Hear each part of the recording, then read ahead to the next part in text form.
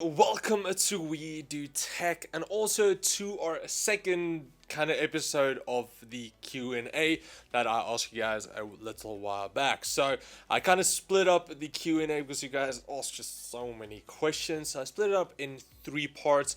This is the second part. If you want to see the first part, that one's already out. You can go watch that. I'll just link it below. And then the third part is coming out next week Sunday. So I'm making it a weekly Q&A thing, but I'm not going to ask you guys each week because yeah, that's going to be too much. But make sure that you follow me on my Instagram, social media, Twitter, Facebook, Discord, and so on. Then when I want to make another Q&A video, I'm going to ask there if you guys have any questions and then make another video. But anyway, let's start with our second Q&A video. Alright, then getting into Twitter, Austin asks, a best headset under 3,000 Rand. Also, do you think AirPods are worth it? Okay, so firstly, AirPods. I've actually never tried AirPods. Like, I've seen a lot of people use them, but honestly, I probably would never buy one. If I get them, I'll use them because apparently they are really good. But to pay what, it's like $100 or something. It's stupid expensive for a pair of earphones. But I know there's a lot of people who use them, so that's kind of up to you. If you want to spend that much, then you can. Then as for the $3,000 range headset, so $3,000 is around divided by 15 ish. Is what, $200, right? Yeah, $200. Just it's easy math, but for some reason my head won't calculate it. But yeah, I think it's $200. So you could probably go for something like the Revolver from Kingston. I think, like, I haven't tried that one as well, but they're top of the range headsets. You can go for those from Kingston because Kingston always makes great headsets. You can go for the Razer Nori. So this is the Nori Ultimate. This one is a bit more. It's like 500 Rand more, a tiny bit in dollars probably. But it's wireless. It has haptic feedback. But if you don't want to go there and pay even 1,000 Rand less than this, you can just go for the normal Nori. That's also wireless, and yeah, it's really good. I mean, I use these for a lot of my streams just because they're really comfy and the sound is also good. It's just kind of expensive. But you can also go for something like Sennheisers. There's a lot of other ones, Beyerdynamics and so on. There's a bunch of like small studio grade ones. So I use the Sennheiser HD598 SE. So I use these actually for my editing. They're open back, but the sound it's not a bassy or anything. It's more flat, but it's more meant for like quality sound instead of for like crazy bass and so on. It's a lot more neutral. But the the quality is amazing, and those aren't even like the best ones. It's like the HD 600s. It's stupid. What's in all HD 700s? Yeah, I think what's it, HD 800s. I can't even remember, but yeah, there's a lot of ones that's way better. But again, the price. Oh, you can actually go for the Kingston HyperX Cloud flights as well. So actually I wanted to get the HyperX Cloud flights. It was just, it's a bit too plasticky, but I know Shroud, which is right over there, I'm watching Shroud stream or like the videos in the background. I know Shroud uses the flights, and they're comfy. The battery life is okay, but still you get that comfort and the sound quality and everything. So yeah, you might actually go for those if you also want a other wireless gaming headset. Then Bobotron asks, okay, well, how's it? Yep, one question with two parts. Oh, so question one, do you have a VR? Question 1.2, would you be interested in joining me in one of your VR videos? I don't have a VR headset. I'd like to have one, but if I'm gonna need to buy one. I'm not gonna get one. So if I buy one, I like to get quality, and at the moment, I don't think the VR headsets it's quite there, and especially the new, the HTC, or it's just the Vive. It's just the Vive, the Rift. I think it's the Vive. They brought out the new one, and that's not for the consumer out yet. Maybe I'll go for something like that. It's just quite expensive as well, but I'd really like to try VR games. And I think it's just a lot more fun messing around and so on. And yeah, if I do later on stream like VR games, then sure, we can play together. I do not mind at all. Covey asks, any idea if Quill 1 is fixable?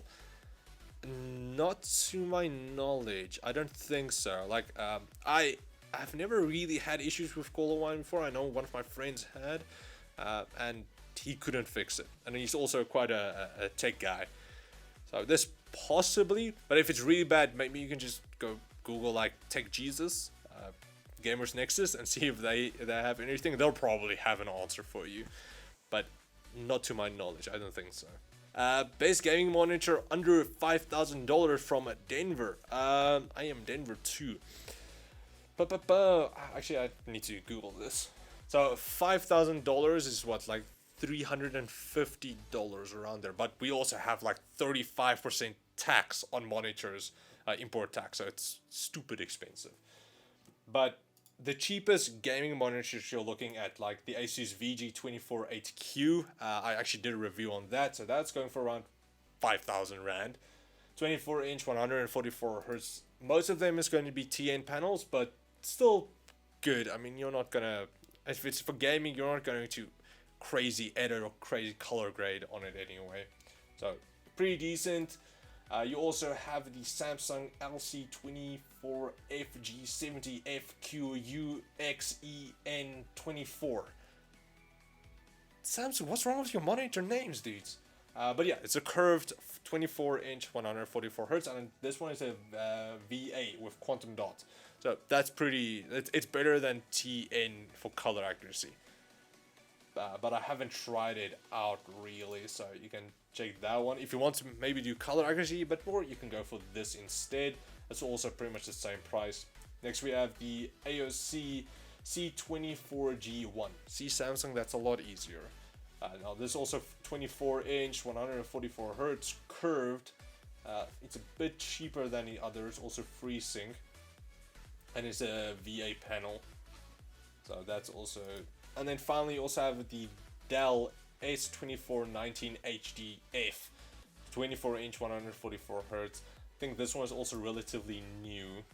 I was actually looking at getting a Dell 27-inch Quad HD 165 Hz, because the color accuracy was also well, no, it was a TN panel, so never mind. But yeah, it's also looks pretty good in a 3-year warranty. But it's a it's over native 120-inch overclock 144 Hz.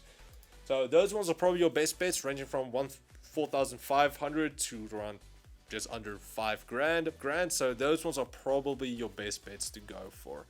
But just check on Rebeltech's side. Again, I haven't reviewed the other ones. I've only reviewed the Asus VG248QE. I've only reviewed that one, but it was decent. Then next up we have Dion. Yeah, Dion asks, what is your ID number? My ID number is 551003059503. I don't even know if that's the right length, but you can try that maybe. Then, but it's a serious question. How did you get into tech? I've pretty much always I've actually mentioned this before. Like, I just can't remember what questions I've answered before. But just to tell you guys again, so I've always been into tech. Like, was one of those guys who took everything apart. Most of the times didn't put it back together because I threw away some of the screws, or I don't even know how. No, that was when I was younger. And then but then kind of like in 2008, I really got into PCs. Oh, I started, and then from there just kind of increased till just before, 2015, where I started the tech channel. Kind of how I just always loved tech, messed around with it, and after reviewing stuff and getting a bit more knowledge in the PC world, that's also why in the beginning I respected Gamers Nexus, but I didn't really like their videos because it was too informative. That's also, they're not a massive channel because they're too informative for the masses, whereas you look at a lot of the other ones and they're massive compared to them. But now, because I've got more knowledge on PCs, watching their videos, it's a lot more enjoyable. And now, yeah, Tech Jesus Steve is one of the coolest YouTubers. Then Chris asks, will you do a Ninja Air 58 review? Most likely not, because a lot of other people did it as well, and to get one here I need to buy it, and to get stock of one is a hella mission, because I know one of the guys, Rebel Tech, Ron, wanted to get one, and I don't think he ever got it, because yeah, it's a mission to get stock. But I will, however, most likely get a Glorious O2 review. I know Rebel Tech is working on possibly getting them in, so I'll possibly do one of those. Next up, also Tariq asks, when did you start making videos? So I checked a while back, it's November of 2015. Yeah, November of 2015, but I think I just started the channel. I didn't really make videos immediately. I might have done a few reviews and then like tech news videos. I kind of started my channel with tech news videos, and we're back now again. So yeah, November 2015. Then next up, here comes the name is cut off, so sorry, man. Do you buy all your PC parts from Rebeltech, or do you also use other sites like Woodware and EveTech? I did in the beginning buy from Woodware and EveTech, but honestly, I don't really anymore, because I work with Rebeltech. I can buy stuff from them directly, and it's just a lot easier, and yeah, I don't really need it. Also, a lot of the stuff I get sent to me, so I don't really need to buy anything anymore. But again, like, I don't get to keep all of the super expensive stuff. Still my strongest graphics card is a GTX 1060. So yeah, but if I really need something, then maybe if Rebeltech doesn't have it, because I know like EveTech and, well, not really EveTech, Woodware has some stuff that Rebeltech doesn't have, then maybe, but otherwise I don't really need to. I probably buy more from Computer Mania, where I actually worked, than I buy from the other guys. So Rebeltech and Computer Mania is probably the guys I buy the most from. So that's pretty much it for our Q&A video. I do hope you guys enjoyed it. Again, if you guys have any other questions you want me to answer, let me know in the comments below. Then I'll keep that for the fourth video, kinda. So let me know down there. But also make sure, again, Instagram, Twitter, Facebook, and all of those. But thanks for watching, guys. I do hope you guys enjoyed it. If you did, please like, share, subscribe, and comment like always. That's quick, and I'll check all of you next time. Cheers, guys.